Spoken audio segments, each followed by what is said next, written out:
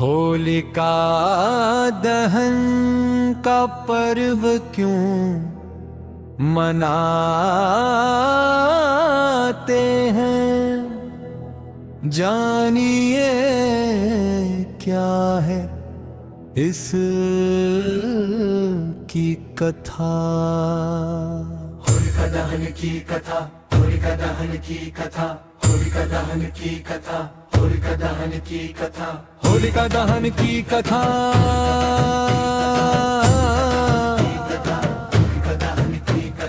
होलिका दहन की कथा।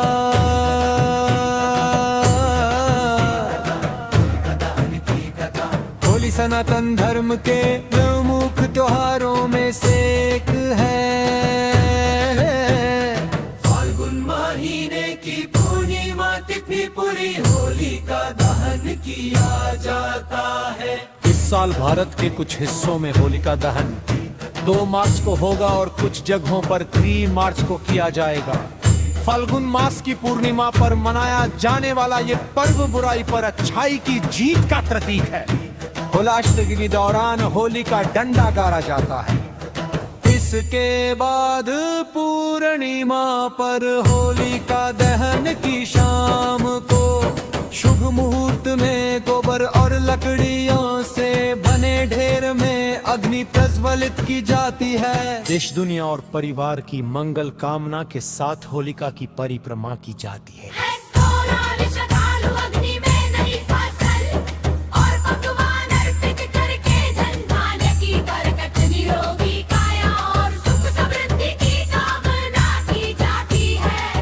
आइए जानते हैं कि क्यों होलिका दहन किया जाता है। यहाँ पर ये होलिका दहन की परंपरा क्यों और कब से शुरू हुई, इससे जुड़ी एक प्रचलित कथा। होलिका दहन की कथा, होलिका दहन की कथा। पौराणिक कथा के अनुसार प्राचीन काल में एक शक्तिशाली असुर राजा था जिसका नाम हिरण्यकश्यप था। वे घमंडी और दुष्ट राजा स्वयं को ही सब कुछ समझता था। हिरण्यकश्यप की परम इच्छा और कठोर आदेश था कि उसके राज्य में ईश्वर के तौर पर केवल उसी की पूजा होनी चाहिए। किसी और भगवान को मानने वाली जनता को वह कठोर दंड देता या मृत्यु के हवाले करने का आदेश दे देता था।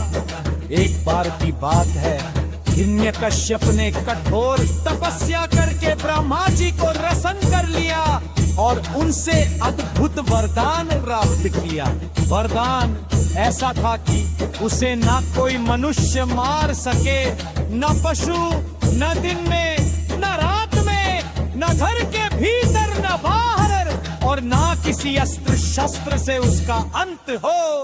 इस भूतपूर्व शक्ति ने उसे अहंकारी बना दिया।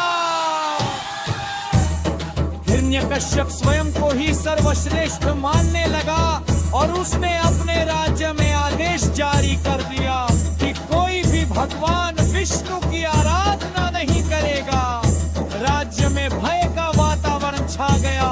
लोग मन ही मन पूजा करते, पर खुलकर विरोध करने का साहस किसी में नहीं था।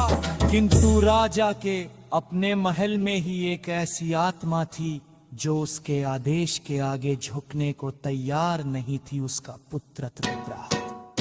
प्रहलाद बचपन से ही भगवान विष्णु के अनन्य भक्त थे। पिता के क्रोध, गुरुओं की शिक्षा, मित्रों के तर्क, कुछ भी उनके हृदय से नारायण का नाम नहीं मिटा सका। वे हर परिस्थिति में भगवान का सुमरण करते रहते। यह देखकर हिरण्यकश्यप क्रोधित हो उठा। हिरण्यकश्यप ने पहले तो अपने पुत्र को समझाया, लेकिन वह नहीं मान तो उसे धमकाया और अंतर दंड देना शुरू किया। कथाओं के अनुसार प्रहलाद को विषैले सर्पों के बीच डाला गया। हाथियों से कुचलवाने का प्रयास किया गया। ऊंचे पर्वत से गिराया गया। यहाँ तक कि समुद्र में भी फेंक होता गया, परंतु हर बार वे सुरक्षित बच निकले। लोगों को विश्वास होने लगा कि कोई दिव्य शक्ति उनकी रक्षा कर रही है। जब सभी उपाय असफल हो गए, तब हिरण्यकश्यप को अपनी बहन होलिका की याद हो आई कि अब उसी के मदद से प्रहलाद का अंत संभव है। होलिका को अग्नि से न जलने का वरदान प्राप्त था। योजना बनी कि वह प्रहलाद को अपनी गोद में लेकर अग्नि में बैठेगी, जिससे प्रहलाद जल जाएगा और होलिका सुरक्षित रहेगी। फाल्गुन पूर्णिमा की रात अग्नि की विशाल चिता सजाई गई। प्रहलाद को गोद में लेकर अग्नि में बैठ गई। प्रहलाद शांत भाव से भगवान का नाम जपते रहे। तभी घटनाओं ने अप्रत्याशित रूप ले लिया।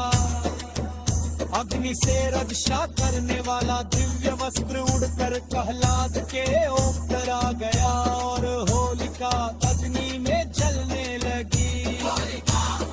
कुछ ही समय में वह भस्म हो गई, जबकि प्रहलाद सुरक्षित पार रहे।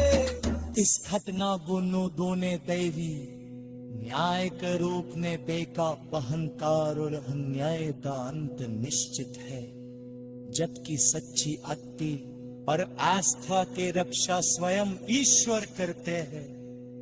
बस स्मृति ने हर वर्ष फाल्गुन पूर्णिमा की रात होलिका दहन किया जाता है, जो बुराई पर अच्छाई की जिजा का प्रतीक है।